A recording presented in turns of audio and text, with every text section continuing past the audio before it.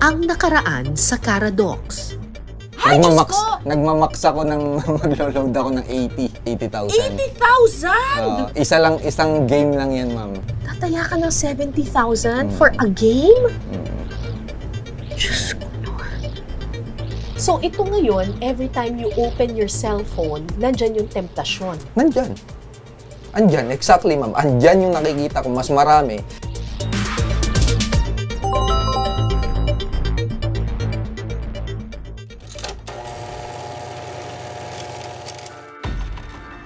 Gaya ni Justin, sa murang edad din namulat sa pagsusugal ang filmmaker na si Ray.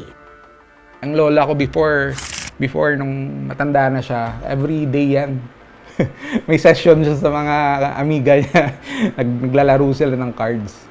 So parang okay lang, normal lang sa akin yung sugal. No? Parang na-expose ako doon.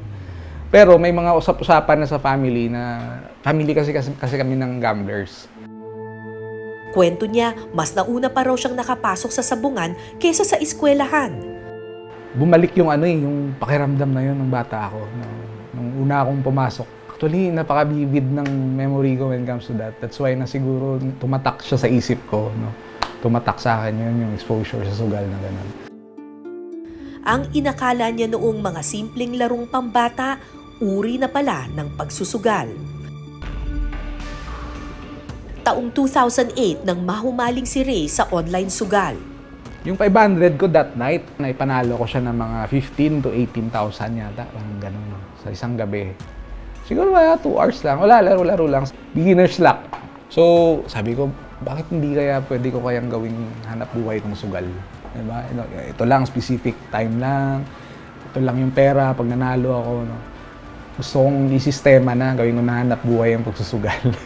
yun yung mga kalokohan, mga stupid ideas na meron ako noon, no? Bilang isang gambler. Nung una, kontrolado pa raw ni Ray ang nakatutuksong laro. Pero di nagtagal, di niya napansing na-a-addict na rin pala siya rito.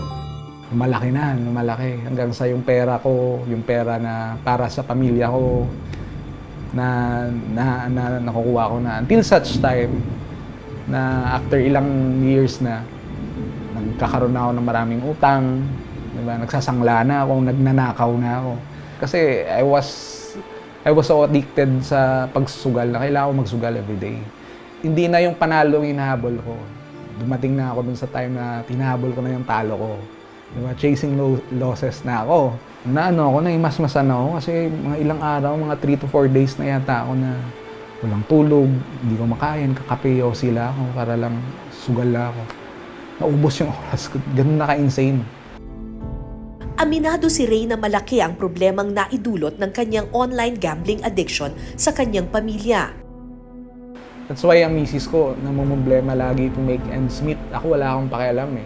Sa akin kasi yung ko dati, hindi, kailangan mong ibigay sa akin yung amount na nagtatrabaho naman ako eh. Pera ko yan eh. Ganun ka-selfish yung pag-iisip ng isang addict na katulad ko sa gambling. So naapektuhan na, napapahiya na yung mga magulang ko kasi kahit kanino meron akong utang. Sa labis na pagkahumaling ni Ray sa online sugal, tila nakaligtaan na niya ang kanyang sariling pamilya na umabot na sa puntong ang perang ipangpapagamot sana ng kanyang anak ay naitaya na rin niya. One time, ang anak ko na ospital, na kailangan niya mag-undergo ng surgery sa appendicitis. Palabas na siya ng ospital noon. Hawak ko na yung pera. Walking distance, na dumaan ako doon, nakadaan ako doon sa isang bingguhan. Online bingo. Yung hawak kong pera, supposedly pambayad sa kanya sa ospital. Kasi next day lalabas na siya. Naubos ko that night. Nawala sa akin yun, mga kaibigan, mga kapamilya. Ang sabihin nila, dito na naman si Ray, utangan ako niyan. Napakahirap nun tanggapin sa isang pamilya. Batid ni Ray na wala siyang panalo sa sugal, pero hirap pa rin daw siyang takasan ang nakasanayan. Cycle, paulit-ulit. Pag nabayaran ko na naman yung utang, ito na naman, lakas na naman ng loob ko. Alam ko naman, wala namang mananalo eh sa sugal. Natatalo naman ako, pero inuulit ko pa rin. Expecting na, hindi, baka sakali manalo ako today. Ganun. Pero na-trap na pala ako sa cycle na yun. Madaling araw siya, tulog na yung mag-ina ko. Siguro mga 1 o'clock. nag-decide na ako that time, sabi ko, wala. Pagod na ako eh. Pagod na ako. I have to end this. Hinalikan ko na yung mag-ina ko, asawa ko, anak ko. Basa ko ng bahay. Ay ko, wala, ito na yun eh. Sakay ako sa taxi. Bandang Cubao, bigla akong nag-breakdown. Iyak na ako, magulgul ako. Nagulat yung taxi driver. Alam mo yun, sabi niya, gusto mo magkape tayo, sir? Ganun lang siya sa akin. Sige, kuya. Tumabi kami dun sa bandang Cubao yun. Wala, nagkape kami. Tapos nagsabi lang sa akin, sir, kung ano man yung pinagdadaanan nyo, kaya pa yan. Sige lang. Sabi ko, kuya, balik mo na lang ako sa bahay.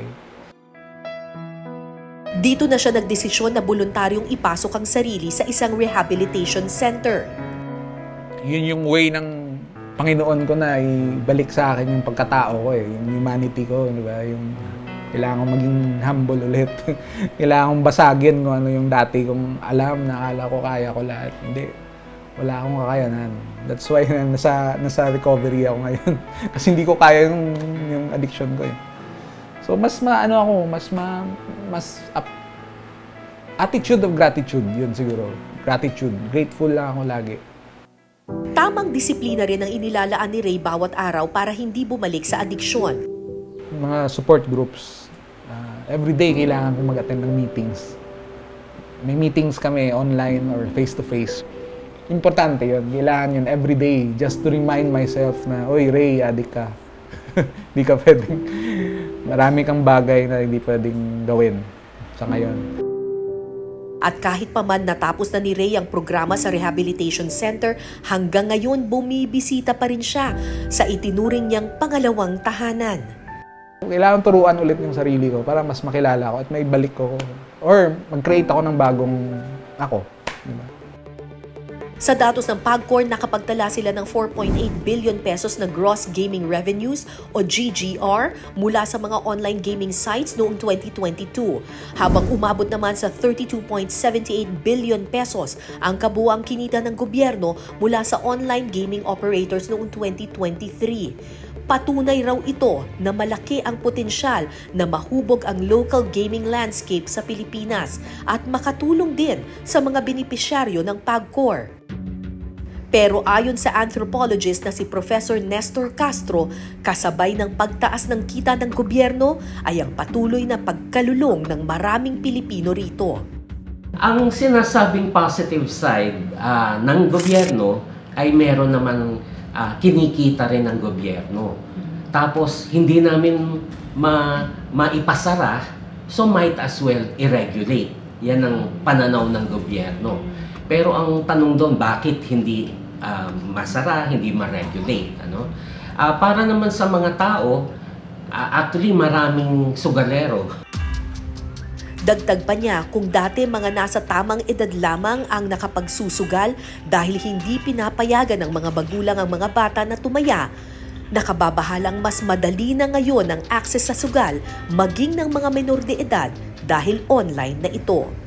Actually, yan ang problema, lalong-lalo na sa online gambling kasi hindi mo na ma-regulate sino ang naglalaro. Walang ganong regulation. Kung meron man, hindi naman ma-check kung totoo. Kasi sa online, sa internet, kaya mong magawa ng mga fake accounts. Very accessible pati sa minors, sa mga bata, ang online gambling. Pwede nilang gamitin ang pangalan ng kanilang tatay, pero yung pala, yung bata ang naglalaro. Batid ng PAGCOR ang lumalalang adiksyon sa online sugal. Kaya ang nakikita nilang solusyon, mga programa nilang nakikipag-ugnayan sa ilang rehabilitation centers sa bansa. Dito nila idinudulog ang ilang kliyente na kailangan ng profesional na tulong tulad ng life coaching, counseling at iba pang welfare services para sa mga apektadong individual at pamilya. So ano ang solusyon para tumigil sa pagsusugal? Yun ma'am, make yourself busy siguro. Gawin mo yung mga bagay na malayo dun sa sugal. Halimbawa, mag-isip sila ng bagong business. Correct. Or kung yung partner mo, gawin yung bonding. Mag-bonding kayo, mamasyal kayo. Correct. Kumbaga, yung gagamitin mo dito sa sugal, gamitin mo para sa kumain sa labas, maging quality time. Parang yan, nung nagtinda ka ng kahit anong products kasi mabibisi ka sa kanya. Wala kang time dito. Lifestyle na rin yun eh, yung recovery. Kung naging, yun yung ano ngayon eh, pinanghahawakan mo ngayon. Kung kaya ko nun ng lifestyle ng, kung paano ko trinabaho yung addiction ko, dapat ganun din ako magtrabaho sa recovery ko ngayon. Kung gaano ako baliw doon sa ano ko, dapat sa recovery ko ngayon, dapat ganun din pa rin ganun din yung mindset ko. Pero it doesn't stop there. Hindi nagtatapos yun sa addiction ko. May recovery pare, may pag-asa. Meron. Pero mahirap. Pero kailangan trabahuin.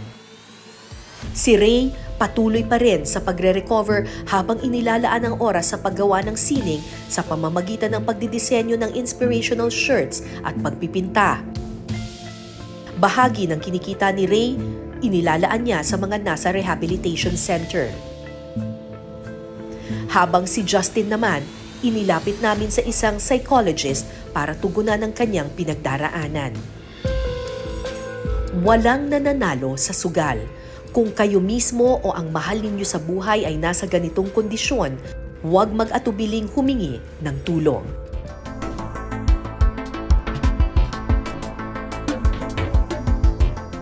Ako po si Cara David. Ito ang Cara Docs, ang kwento sa bawat numero.